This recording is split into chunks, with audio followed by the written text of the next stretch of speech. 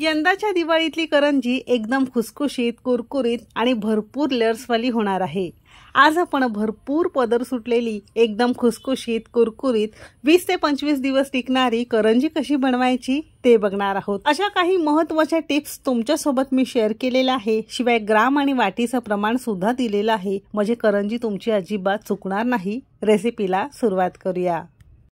सगळ्यात पहिल्यांदा अर्धा किलो प्रमाणात खुसखुशीत आणि अगदी महिना दीड महिना टिकणारं करंजीचं सारण कसं बनवायचं ते बघणार आहोत। फवट न होण्यासाठी कोणत्या टिप्स वापरायचंय, काय करायचंय, स्टोर कसं करायचंय हे सगळं या व्हिडिओमध्ये मी तुम्हाला सांगितलेलं आहे। सगळ्यात पहिल्यांदा इथे आपण गॅसवर एक कढई गरम करत ठेवलेली आहे। कढई छान गरम झाली की 2 चमचे पांढरे तीळ आणि 1 चमचा खसखस घेतलेली आहे। साजूक तूप न घालता फक्त आपल्याला कोरडं हे भाजून घ्यायचं आहे। खसखस तीळ भाजायला तसा फार जास्त वेळ लागत नाही। मिनिट दीड मिनिटात मस्त भाजलेला आहे, अजिबात करपू द्यायचं नाही। यावरच काजू, बदाम, पिस्त्यांचे तुकडे आणि थोडेसे मनुके घेतलेले आहेत। जमेल तितके बारीक तुकडे करून तुम्हाला हा सुका मेवा इथे वापरायचा आहे, म्हणजे करंजी लाटताना किंवा बांधताना ती फुटत नाही। मेवा किंवा ड्रायफ्रूट सुद्धा आपल्याला असं कोरडंच भाजायचं आहे। साजूक तुपामध्ये जर तुम्ही हे भाजलं की पटकन तुमचं सारण खवट होतं। जर लगेच संपवायचं असेल तर थोडंसं तूप घातलं तरी सुद्धा चालू शकेल। चांगला कुरकुरीत होईपर्यंत, हलकासा रंग बदलेपर्यंत 1-2 मिनिटं आपण मस्त मध्यम आचेवर भाजून घेतलेला आहे आणि एका सेपरेट भांड्यामध्ये काढून घेतलेला आहे। पंख्याखाली आपल्याला संपूर्ण हे थंड करण्यासाठी ठेवून द्यायचं आहे। सेम कढई पुन्हा गॅसवर ठेवलेली आहे आणि अर्धा किलो सारणासाठी फक्त 1 चमचाभर साजूक तूप आपण यामध्ये वापरणार आहोत। तुपाऐवजी तेल किंवा वनस्पती चांगल्या क्वालिटीचा डालडा वापरला तरी सुद्धा चालू शकेल। हलकसं तूप गरम झालं की मेजरिंग कपने पाव कप किंवा 50 ग्राम प्रमाणात जिरो साईज किंवा बारीक रवा घातलेला आहे। जाड रवा शक्यतो यामध्ये वापरत नाही, कारण करंजी खाताना थोडंसं रवा कचकच लागतो, कारण तो नीट भाजला जात नाही। म्हणून शक्यतो बारीक रवाच आपल्याला इथे खरपूस साधारणतः 5-6 मिनिटं मध्यम आचेवर भाजून घेतलेला आहे। रवा चांगला भाजला की तो फुलतो आणि छान खरखरीत होतो। थोडा खाऊन बघितला की मस्त कुरकुरीत लागतो। आता सेम मेजरिंग कपने 2 कप किंवा 300 ग्राम प्रमाणात इथे आपण किसलेलं सुकं खोबरं घेतलेलं आहे। सुक्या खोबऱ्याची वाटी सिंपली बारीक किसणीवर किसून घेतलेला आहे। तुम्ही आयती जी डेसिकेटेड कोकोनट पावडर मिळते ती सुद्धा वापरू शकता। कशी बनवायची ती सुद्धा शेअर केलेली आहे। अगदी मध्यम आचेवर हलक्याशा बदामी रंगावर न करपता मात्र मस्त यातून छान सुगंध येईपर्यंत आपण हे 2 ते 3 मिनिटं भाजून घेतलेलं आहे। एकदम कुरकुरीत झालेला आहे आणि खोबऱ्यामधून छान सुगंध यायला सुरुवात झालेला आहे। 2 कप सुकं खोबरं, त्याला पाव कप रवा वापरलेला आहे। आता तुमच्याकडे मेजरिंग कप नसतील तर घरातल्या कोणत्याही वाटी किंवा पेल्याच्या प्रमाणाने ही सगळी जिन्नस मोजून घेणं गरजेचं आहे। खरपूस भाजलेलं खोबरं या ड्रायफ्रूटच्या भांड्यामध्ये आपण काढून घेतलेलं आहे आणि पंख्याखाली संपूर्ण आपल्याला हे कोमट करून घ्यायचंय। अगदीच गरम करून घेण्याची गरज लागत नाही, हलकसं कोमट झालं तरी सुद्धा चालू शकेल। साधारणतः 10-15 मिनिटं पंख्याखाली ठेवलेलं होतं। हाताने खोबरं चुरून बघितलं की अगदी असा भुगा होतोय, याचा अर्थ तुमचं खोबरं व्यवस्थित थंड झालेलं आहे। असं झालं की यामध्ये आपण साखरेची पावडर घालणार आहोत। आता ज्या कपने बाकीची जिन्नस मोजून घेतलेली होती, अगदी याच कपने अर्धा कप किंवा 100 ग्राम प्रमाणात घरामध्येच तयार केलेली मिक्सरला पिठी साखर घेतलेली आहे। तुम्हाला हवं असेल तर गुळाची पावडर तुम्ही याऐवजी वापरू शकता। थोडंसं जायफळ किंवा अगदी पाव चमचा जायफळ ताजं किसून घालणार आहोत। तुम्ही कधी यामध्ये जायफळ घालत नसाल तर एकदा नक्की घालून बघा, चवीला सारण अगदी छान होतं, मस्त लागतं। जायफळ आवडत नसेल तर याऐवजी थोडीशी वेलची पूड वापरली तरी सुद्धा चालू शकेल। अगदी चिमूटभर मीठ घालणार आहोत। कोणत्याही गोडाच्या पदार्थाला चिमूटभर मीठ घातलं की त्याची लज्जत आणखीन वाढते।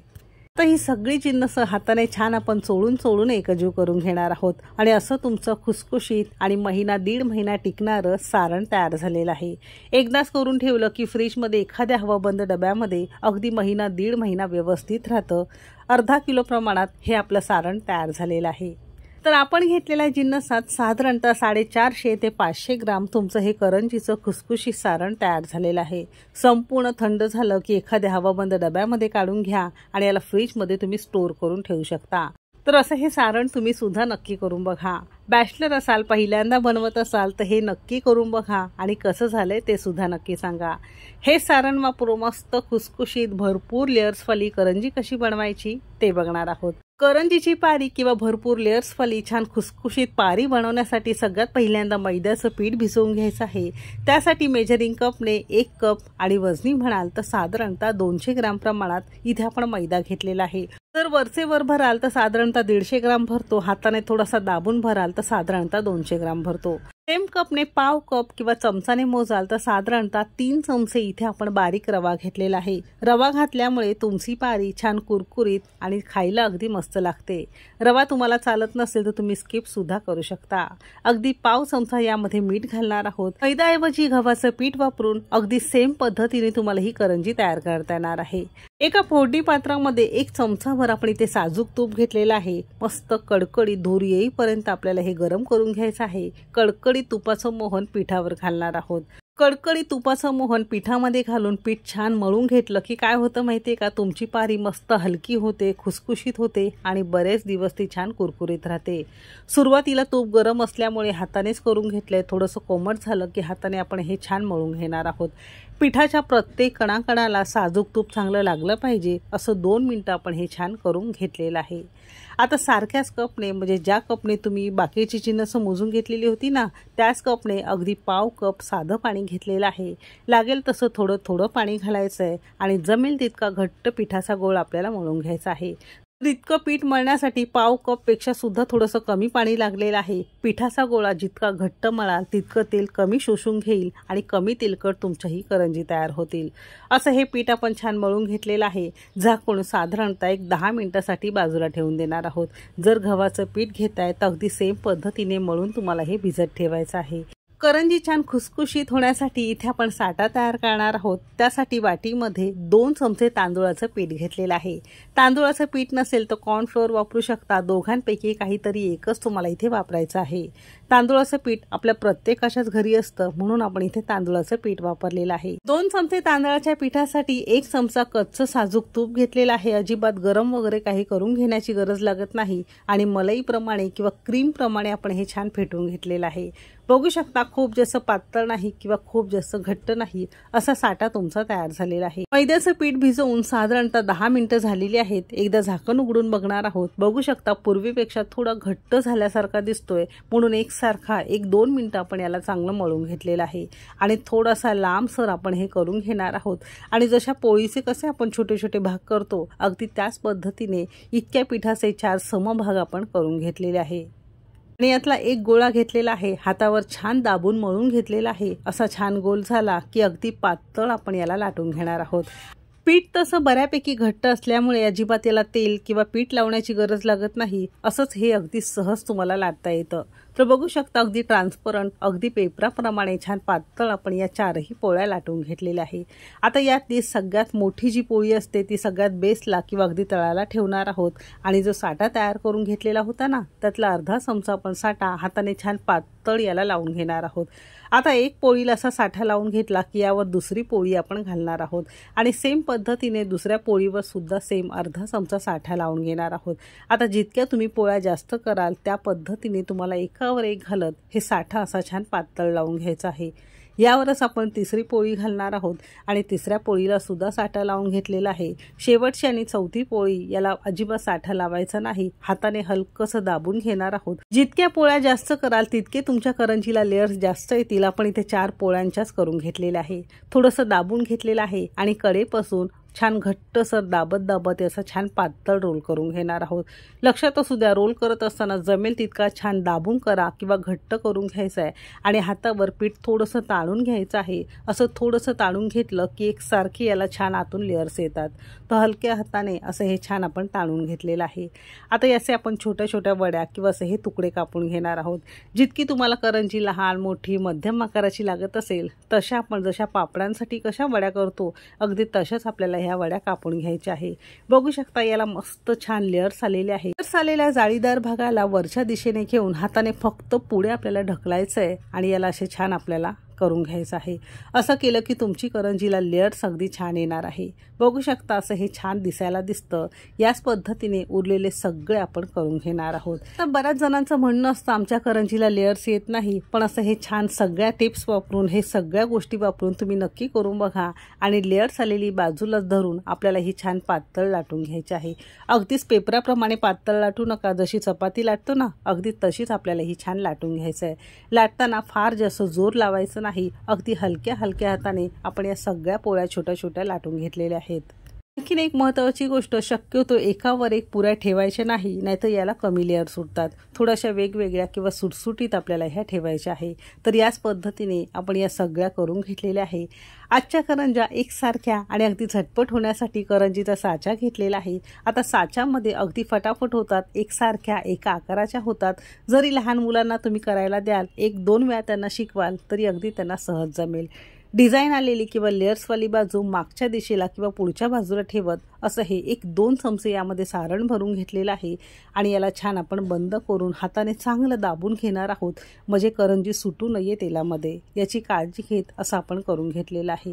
मिक्सरचं पीठ काढून घेतलेलं आहे, दुसऱ्या करंजीला लावणार आहोत। हाताने चांगलं दाबून आपण ही करंजी करून घेतली आहे। बघू शकता अगदी कडेपर्यंत सारण भरलेलं आहे। मस्त गुबगुबीत तुमची करंजी कमी मेहनतीत एकसारख्या आणि छान डिझाईनची तुम्हाला तयार मिळते। म्हणजे हाताने करण्यापेक्षा असं साच्यामध्ये अगदी झटपट आणि अगदी छान एकसारख्या करंज्या तुमच्या दिसायला सुद्धा दिसतात। तर यंदाच्या दिवाळीला असं नक्की करून बघा।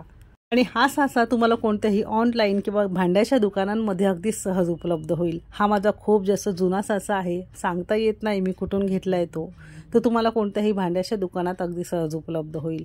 सेम पद्धतीने उरलेले सगळ्या करंज्या आपण करून घेणार आहोत। करंजीचा साचा तुमच्याकडे नसेल तर सिंपली हाताने करून घेतला तरी सुद्धा चालू शकेल, त्याला सुद्धा छान लेयर्स येतात।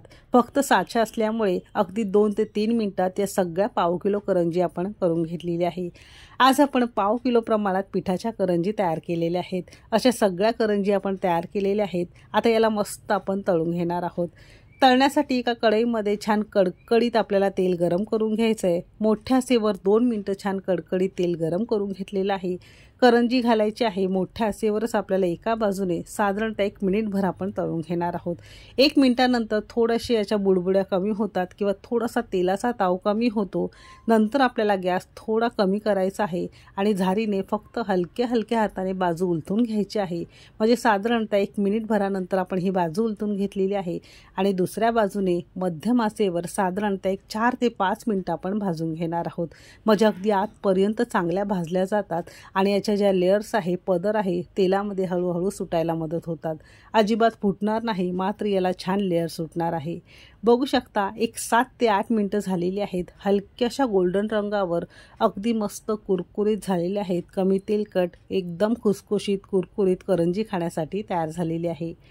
सेम पद्धतीने उरलेल्या करंज्या आपण तळून घेणार आहोत। जितक्याही करंज्या तळाल तितक्या करंज्या अगदी परफेक्ट होणार आहे, अजिबात तेलामध्ये सुटणार नाही आणि सेम पद्धतीने आपण या सुद्धा तळून घेणार आहोत। तर बघितलं, घेतलेलं सगळं प्रमाण घरातल्या एखाद्या मेजरिंग कप, वाटी, पेल्याने मोजून घ्यायचं आहे, म्हणजे तुमची करंजी अजिबात चुकणार नाही। सांगितलेल्या सगळ्या टिप्स वापरून यंदाच्या दिवाळीला या भरपूर लेयर्सवाली कुरकुरीत, खुसखुशीत आणि अर्धा किलो प्रमाणात सारण आणि पाव किलोच्या या करंज्या नक्की करून बघा। अर्धा किलो करंजीचं सारण केलेलं आहे आणि पाव किलो मैद्यापासून करंजी दाखवलेली आहे। अर्धा किलो सारण साधारणतः 300 ते 350 ग्राम मैद्याला अगदी परफेक्ट आहे। त्यातलंच मी अर्धा करून दाखवलेलं आहे। बघू शकता भरपूर लेयर्स आलेली आहे। बघूनच नुसताच तोंडाला पाणी सुटलं असेल तर नक्की करून बघा। कशा झाल्यात कमेंट करून नक्की सांगा। अशी करंजी संपूर्ण थंड झाली की एखाद्या हवाबंद डब्यामध्ये किंवा एखाद्या कॅरी बॅगमध्ये तुम्हाला भरून ठेवता येईल।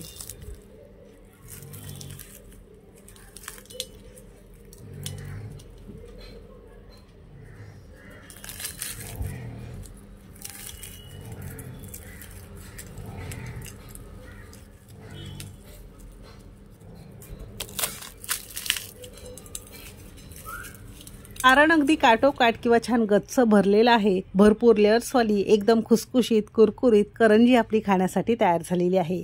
नक्की करून बघा, कशी झाली कमेंट करून नक्की सांगा। जर रेसिपी आवडली असेल तर एक लाईक नक्की करा। चॅनेलवर नवीन असाल सबस्क्राईब करा।